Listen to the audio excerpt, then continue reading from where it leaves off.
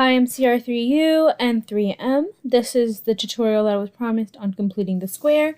So today we're just going to be going through the steps that are required for completing the square. This is kind of just a lesson for you so that you are able to go back and look at it and make any adjustments in how you're doing this. So I'm just going to start off with recalling the steps for completing a square.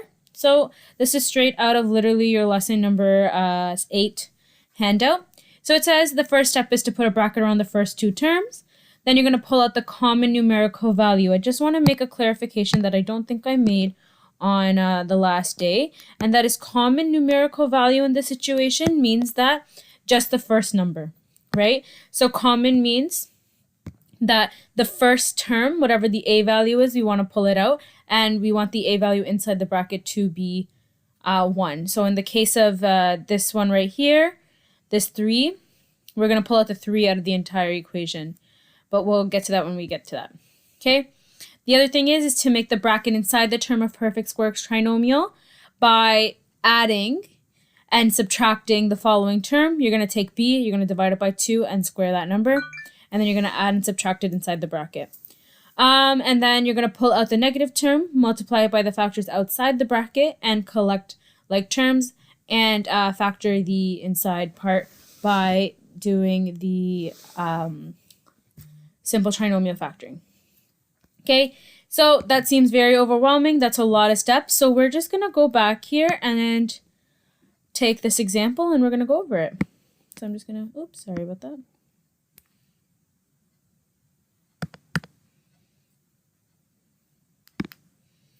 I'm just going to take this and move it a little bit down so that we can still see our steps and also just have a little bit more space to do this. So again, if we go back to our original steps, the first one is to put a bracket around the first two terms. So I'm just going to go in and put my bracket around there, right? And I'm going to pull out the common numerical value, which is the first number. So I'm going to pull it out. I'm going to pull out 3, bracket whatever's left over. It's going to pull out x squared. 6 divided by 3 is going to be 2. X minus 8. Now I'm going to take the b term, which will always be the number beside the x, not the x squared. So it'll be the second number, which is positive 2. I'm just going to pull off to the side here. I'm going to do this in green. Just pull off to the side here. I'm going to see what numbers I want to plus minus. How I'm going to find out what numbers I want to plus minus? I'm going to take b divided by 2 and square root it. Right? So b is going to be 2 divided by 2 squared. That's going to be 1, 1, 1 squared is just going to be 1. So I'm going to add 1 and subtract 1 in my equation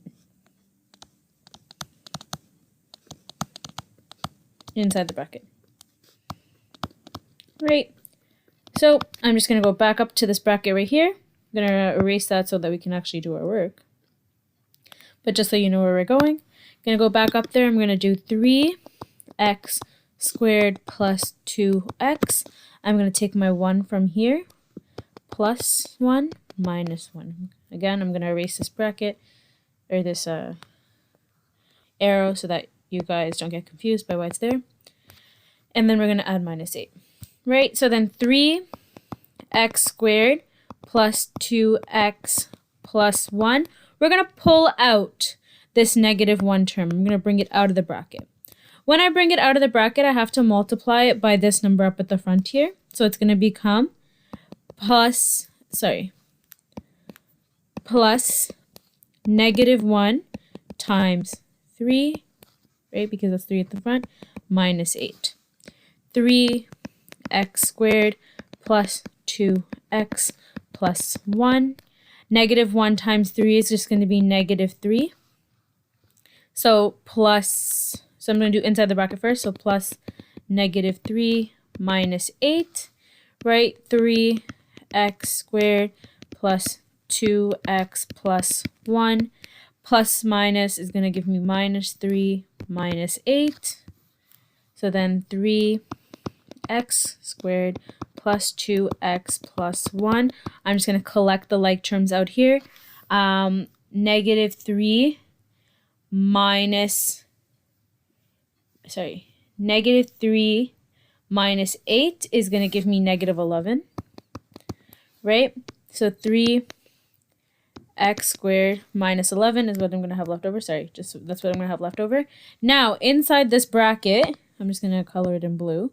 Inside this bracket is something called a perfect square trinomial, right? Where the x is a perfect square, the 1 is a perfect square, means that they're both square rootable numbers, and 1 times 1 multiplied by 2 will give me 2, right? When you complete the square, the whole point of doing this step and adding and subtracting is to make this.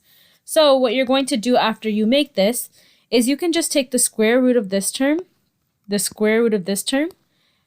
put it into a bracket, say x and 1, and then take the sign of the middle term plus 1 squared, right?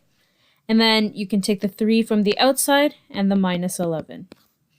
You now have your entire equation in vertex form. This is vertex form, right? So in vertex form, we know that h and k are the coordinates of the vertex, right?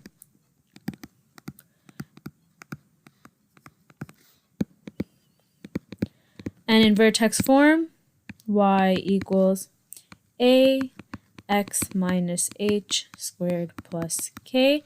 So if we go back and look at our formula over here, this is going to be h, this is going to be k. When you pull the h out, you have to change the sign. So the sign becomes